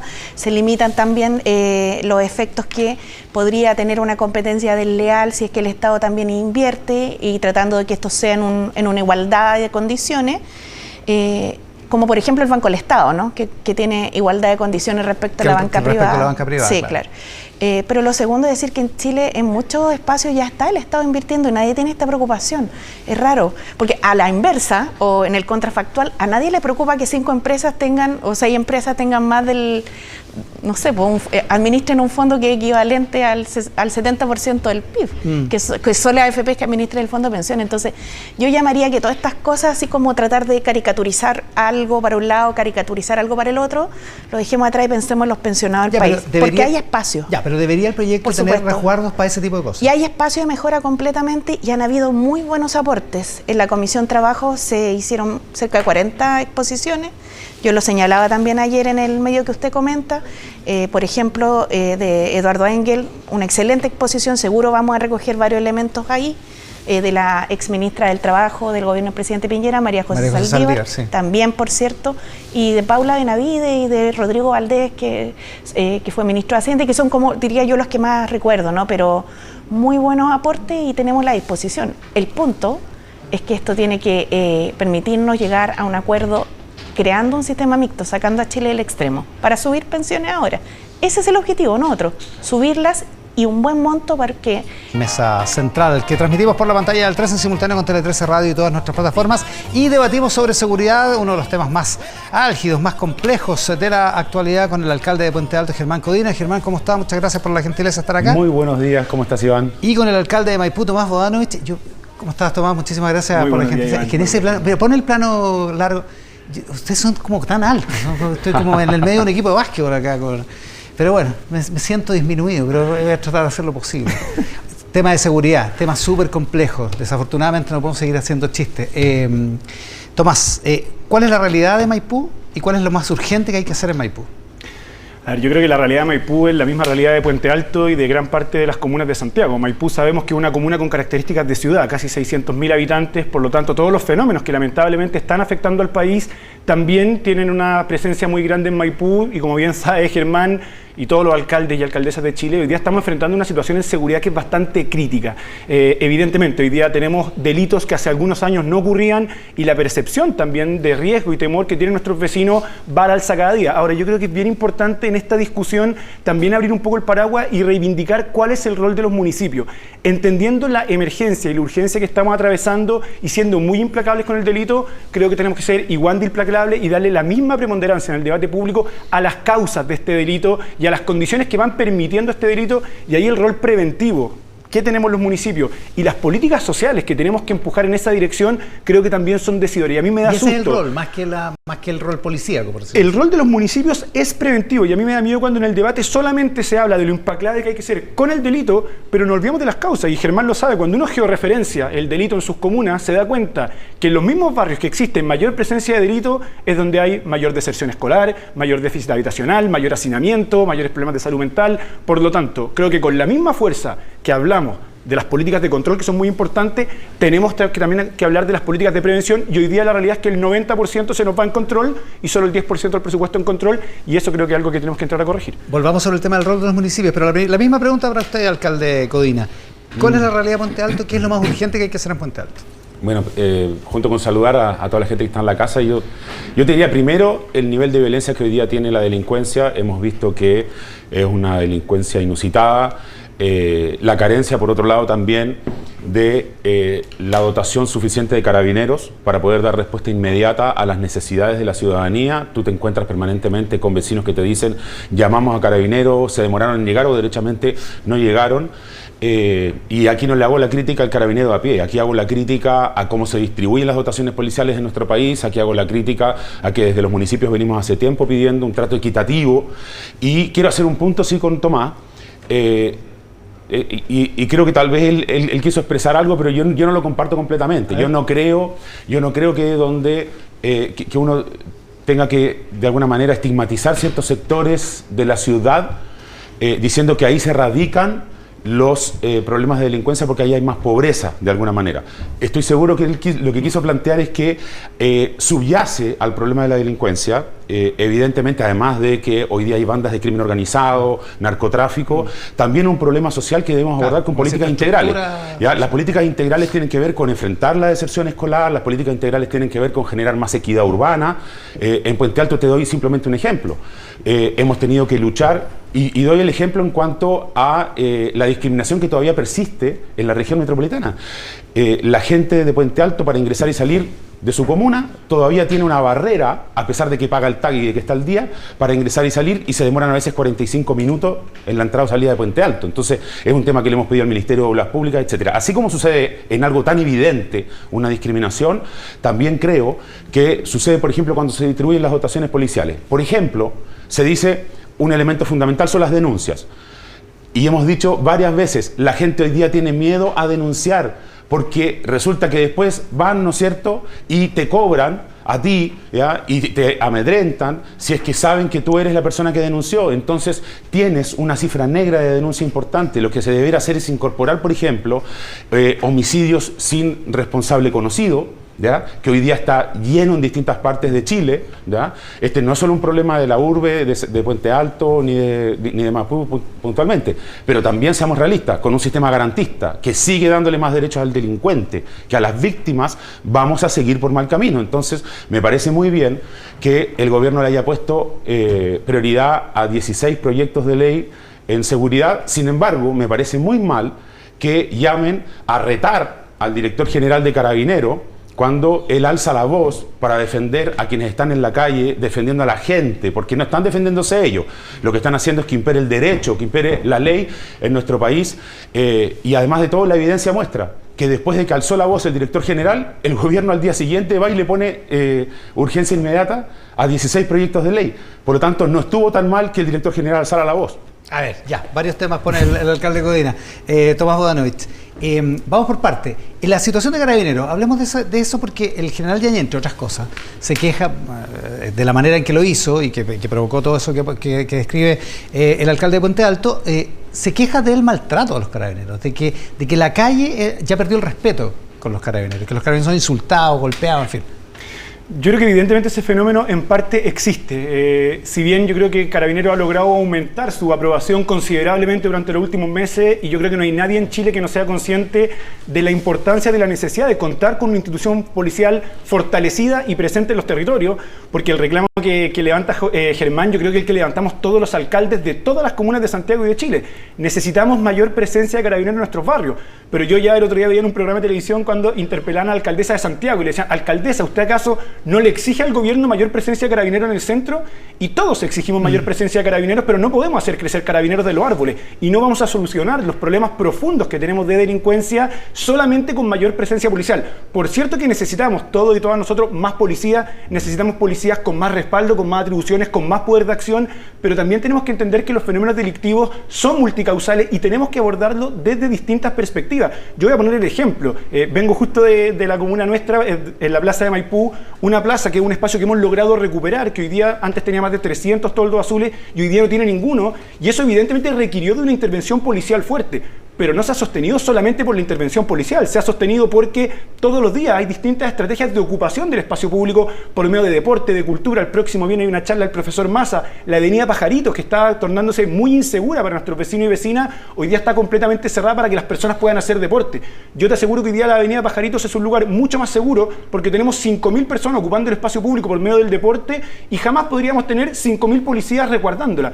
Entonces también creo que por un lado es muy importante reconocer la importancia de Carabineros. Yo creo que hay el respaldo político que hoy día tiene la institución es total, pero también resguardar la institución. Y una forma de resguardar la institución es toda vez que ocurra alguna situación que no es debida en Carabineros, poder también tener capacidad de fiscalizar y sancionar. A mí me preocupa mucho que hayamos transitado de un discurso donde todo lo que hacía Carabineros estaba mal, que evidentemente es un discurso sin matices, ciego e incorrecto, a todo lo que hace Carabineros está bien. Carabineros, como cualquier otra institución, está sujeta a que pueda ocurrir algún tipo de mala práctica, de irregularidad, y en ese sentido creo yo que Carabineros son los más interesados en defender la institución. Voy a poner un ejemplo. La Municipalidad de Maipú es profundamente necesaria para el desarrollo de nuestra comuna. Y yo soy el principal interesado en defender esa institución. Y por lo mismo soy el principal interesado que toda vez que esa institución comete un error, en el presente o en el pasado, buscar, sancionar, castigar y corregir. ¿Por qué? Porque me interesa que la Municipalidad de Maipú sea una institución reconocida y valorada por nuestros vecinos, porque es profundamente necesaria para que podamos vivir mejor. Con Carabineros ocurre lo mismo y es la conversa permanente que tenemos, por ejemplo, con los Carabineros de Maipú. Ellos más que nadie son los que buscan que la institución sea legitimada por la ciudadanía. ¿Se movió el péndulo, como dice Tomás Bodanovich y Germán Codina? ¿Se movió el péndulo a que todo lo que hace Carabineros está bien? Yo creo que es evidente que ha habido una oscilación pendular en esto y comparto con Tomás. O sea, no podemos estar ni en el lado de aquellos que dicen que todo lo que hace Carabineros es malo, ni en el lado de aquellos que dicen que todo es bueno, porque sabemos que todas las instituciones, sobre todo una institución con 80.000 personas, evidentemente tiene que tener sistemas de control en el actuar para que no existan situaciones ilegítimas, ¿no es cierto? De abuso. Abusos, etcétera, y también en el tema de, obviamente, probidad. Entonces, yo quiero descartar que exista por parte de los alcaldes algún viso de tratar de tapar, ¿no es cierto?, estas cosas. No, para nada. ¿ya? Yo sí creo que el desde siempre es el respeto a los derechos humanos, pero justamente con ello también, y lo que bien decía Tomás, es que no basta con más Carabineros. Y si no basta con más Carabineros, es más Carabineros y además más apoyo a Carabineros. Y ese apoyo a Carabineros tiene que ser un apoyo político, tiene que ser un apoyo legal, normativo, reglamentario, en este caso también incluso con relación al uso de la fuerza, que es un tema que parece medio tabú en nuestro país. Pero yo sí creo que tenemos que ser bien drásticos, porque hoy día tenemos al frente al narco que no tiene ningún tapujo en utilizar armas de guerra, en estar amedrentando a la gente, sembrando el miedo o simplemente comprando voluntades. ¿Y cuál es la segunda andanada? Hay que ser muy, en esto, obviamente, precavido desde la institucionalidad. Me preocupa que hoy día, era algo que veníamos denunciando hace tiempo, el narco se toma el territorio, ¿ya? Como digo, amedrentando a la gente o comprando algunas lealtades, y lo que va a suceder después es que evidentemente van a tratar de penetrar a las policías, a la política, claro, a los tribunales. Que es y cuando tú miras hoy día que cuando se hacen encuestas, ¿ya?, resulta que justamente todas estas instituciones, por ejemplo, para hacer justicia, ¿ya?, son de las que tienen una peor evaluación ciudadana. Ahí hay una luz de alerta, ¿ya?, que se tiene que encender. Yo creo que hay que darle un buen apoyo al Ministerio Público. Cuando tú ves fiscales, ¿ya?, que resulta que tienen 1000 causas a su haber. Es imposible que sean, obviamente, efectivos en todas ellas. Y adicionalmente, por ejemplo, en la zona sur, solo déjame dar el dato, en la zona sur el año 2022 se incautó el doble de cocaína que de marihuana en términos de tonelaje. Esto es inverso a lo que era la historia. Te demuestra que las drogas duras están logrando una penetración muy superior. Ya, ¿es garantista el sistema? Que es una de las críticas que plantea Germán Codina. Yo creo que hoy día existe una percepción ciudadana de que muchas veces quien comete delito tiene más resguardo o más garantías que quien sufre el delito. Y eso evidentemente yo creo que es una lógica que hay que lograr trastocar, porque necesitamos dar señales concretas como Estado, desde las distintas instituciones, desde los municipios con el rol que cumplimos, pero incorporando a policía, a fiscalía y por cierto al gobierno, de que las personas tengan muy clara que hoy día el Estado está comprometido con la defensa de las víctimas del delito. Y eso no significa que toda persona tiene que tener ciertas garantías y resguardo a sus derechos humanos. Yo creo que también es peligroso caer en estos discursos un poco con la lógica del Salvador, donde quien comete delito inmediatamente lo deshumanizamos, pierde toda garantía sin que haya una prueba de ello. Yo creo que hay que velar por el legítimo proceso, pero aquí yo creo que hay algo que más de fondo. Muchas veces siento que en esta batalla de las cuñas gana siempre el que busca la solución más simple a un problema que es muy complejo. Claro. Y eso evidentemente es una solución que no es real y nos hemos llenado muchas veces de recetas mágicas, de cuñas por los medios, de actos súper efectistas, pero que no van al problema de fondo. Y aquí pareciera que todo el fenómeno delictual que tenemos en Chile se explicara solamente por el ingreso de migración y que la única receta posible para solucionar esto es aumentar las facultades de las policías y aumentar las políticas de control. Y todos sabemos, los que estamos en los barrios, que los fenómenos delictivos son mucho más complejos que ello. Y eso no tiene que ver con estigmatizar o no, pero tiene que ver con que construir una sociedad más democrática, más justa y con mayor garantización de derechos nos va a permitir también ser una sociedad más segura. Con esto cierro. Sí. Nuestro referente no puede ser El Salvador. Si, por ejemplo, no quiero tampoco, pero países como Noruega o Dinamarca no son seguros porque tengan policía en todas las esquinas. Son seguros porque han logrado construir un contrato social mucho más cohesionado, donde no es necesario quizás tener todas esas policías. Hoy día tenemos una emergencia, sin duda, y tenemos que atacarla con mucha fuerza, y yo creo que ahí el gobierno ha sido muy claro también, y desde los municipios lo hemos hecho. Pero no obviemos una parte fundamental del debate, que es el tipo de sociedad que estamos construyendo, y yo creo que ahí nosotros como municipios jugamos un rol y tenemos que levantar la voz sobre el tipo de ciudad que estamos construyendo, sobre las carencias de nuestras comunas, que finalmente decantan junto a muchos otros fenómenos en que hoy día nuestros vecinos estén mucho más atemorizados de lo que estaban hace 5 años. Ahora, si le entiendo bien, el argumento del alcalde Codina respecto del uso de la fuerza de Carabineros, de apoyar que Carabineros pueda hacer uso de su arma de fuego, ¿no le hace total sentido? Me hace total sentido. O sea, nosotros estamos todos los días trabajando con Carabineros y evidentemente allí donde hay una situación delictiva ya nos gustaría que el Estado pueda hacer el legítimo uso de la fuerza para contrarrestar ese poder de fuego. Y es evidente que eso es necesario. No quiero decir que no sea importante, necesario, que no esté de acuerdo, pero quiero decir que es condición necesaria, más no suficiente para abordar el fenómeno delictivo. Yo creo que es una parte importante. Lo que me asusta, y por eso hago como el punto, que evidentemente es una discusión muy amplia, pero siento que de un tiempo a esta parte hemos puesto solamente el foco en las políticas de control, en lo dura que tiene que ser la policía, y yo creo que si esa fuera la receta que estuviese esperando Chile, seguramente José Antonio Kast sería el presidente de Chile. Cuando Chile elige un presidente como Gabriel Boric, también lo hace esperando en poder construir un país más justo, con mayor cantidad de oportunidades, con mayor cohesión social. No nos olvidemos, si bien hubo una oscilación importante en el péndulo, el reclamo por mayor justicia que levantó la sociedad chilena hace 3 años. Yo creo que eso no se puede dejar de lado. Y eso no quiere decir que no consideremos con extrema urgencia, priorización y gravedad la situación que hoy día está afectando a nuestros vecinos y vecinas y que requiere una acción contundente del Estado y el apoyo político, por cierto, que hemos dado a las distintas policías. Si el país quisiera el uso de la fuerza, sí, o solo el uso de la fuerza, habría elegido a José Antonio Kast, Germán Codina, dice Tomás Bodanovich. Mira, bueno, la verdad es que es una visión simplista de las cosas, pero en términos muy generales, ya tratando también de, obviamente, hacer honor al tiempo que tenemos, es evidente que el tema de la cohesión social, ¿ya?, es un tema fundamental. Es evidente que el tema de las políticas públicas, ¿ya?, y sobre todo también la acción comunitaria, deporte, cultura, el tejido social, las organizaciones sociales, todo esto confluye, ¿no es cierto?, en el tema de la cohesión social, pero también hay temas que son fundamentales.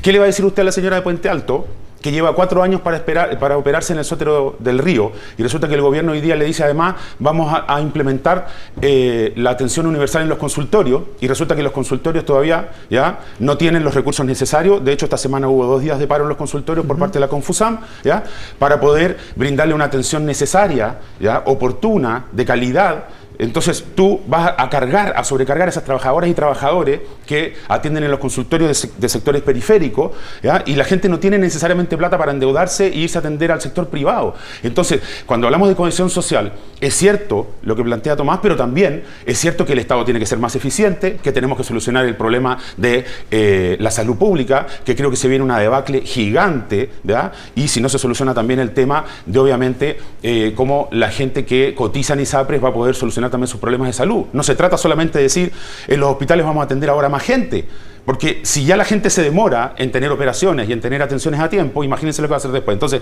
¿por qué lo concateno todo? Porque estoy claro y es cierto que el problema de la delincuencia no se soluciona solo con mano más dura. Pero hay problemas que son de largo plazo y hay problemas que lamentablemente, paréntesis, en el Congreso se demoran y se demoran y se demoran y no tienen solución. Por eso, como presidente de la Comisión Constituyente de la Asociación Chilena de Municipalidades, estoy planteando que junto con que los municipios podamos tener 2 años, por ejemplo, para reclamar algunas atribuciones del nivel central, para que lleguen a los municipios, ¿ya? Porque esto no lo va a poder resolver en 2 meses la Constituyente, ¿ya? Porque son muchos los debates que va a haber. Además, obviamente, exista la posibilidad de establecer referéndums ciudadanos para resolver temas que a veces están 10 años en el Congreso y porque hay gente que se ausenta de la sala para votar, no se votan, o porque no se ponen en tabla. ¿Cómo qué? Por ejemplo, se demoraron 10 años en resolver el tema de los cierres de pasaje. Puede haber distintas opiniones, pero resulta que la gente en distintas zonas... Referéndum para cuestiones de ese tipo, digamos. Temas que sean de relevancia ciudadana, ¿ya? Obviamente hay que establecer, como dicen hoy día, los bordes, que sean temas, yo creo, o sea, de seguridad pública, temas de servicios estatales básicos, estamos hablando de salud pública, por ejemplo, de transporte público. ¿Por qué los municipios muchas veces no tenemos injerencia para terminar resolviendo los recorridos del transporte, ¿ya? Para terminar dándole facilidades a la ciudadanía? ¿Qué pasa con las líneas de metro? Yo vi a Tomás defendiendo el tema del metro, yo también lo he defendido, porque tengo sectores de la comuna, ¿ya?, que necesitan metro de manera urgente justamente para que nuestros vecinos no se demoren 3-4 horas, no pierdan 3-4 horas todos los días entre que van a trabajar y vuelven. ¿Le hace sentido? Sí, completamente. Sí, yo creo que el único punto que a mí me interesaría instalar bien, yo tengo 32 años, soy joven, pero al menos desde que tengo uso de razón, siempre la seguridad ciudadana ha sido el primer tema en discusión. Y creo que siempre en esta discusión sobre lo urgente y lo de fondo, lo urgente lamentablemente nos gana terreno y eso demuestra que el 90% de los recursos se vayan a políticas de control y solo un 10% de los recursos a políticas de prevención. Por lo mismo yo creo que aquí todos tenemos que actuar con mayor sentido de urgencia. Tenemos que sí o sí hacernos cargo de lo que decía Germán. Nosotros cuando vamos a los barrios y hablamos con una vecina que le hicieron un portonazo anoche, no le interesan las transformaciones sociales que necesita Chile para ser un país más cohesionado en 20 años más. Necesita sentirse segura hoy día porque no se atreve a salir de su casa.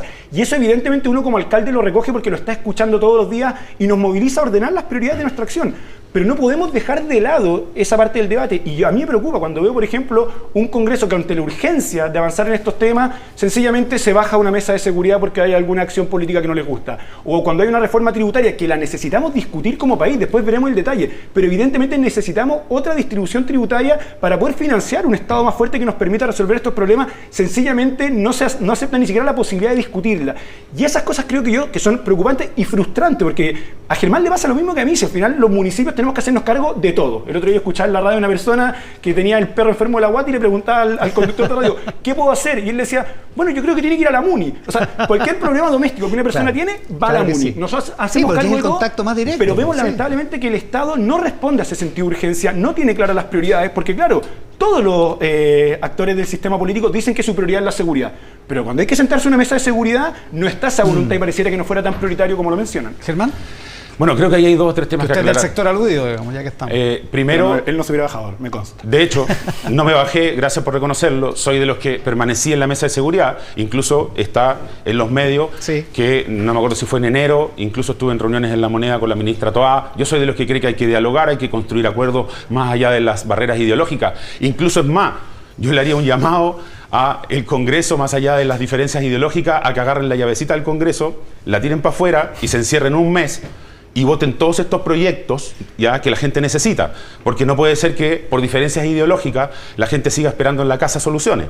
Entonces, y es evidente que para los municipios es de suma urgencia ir resolviendo estos temas, pero también quiero dejar claro que no es contradictorio construir políticas de cohesión social, políticas para superar la deserción escolar.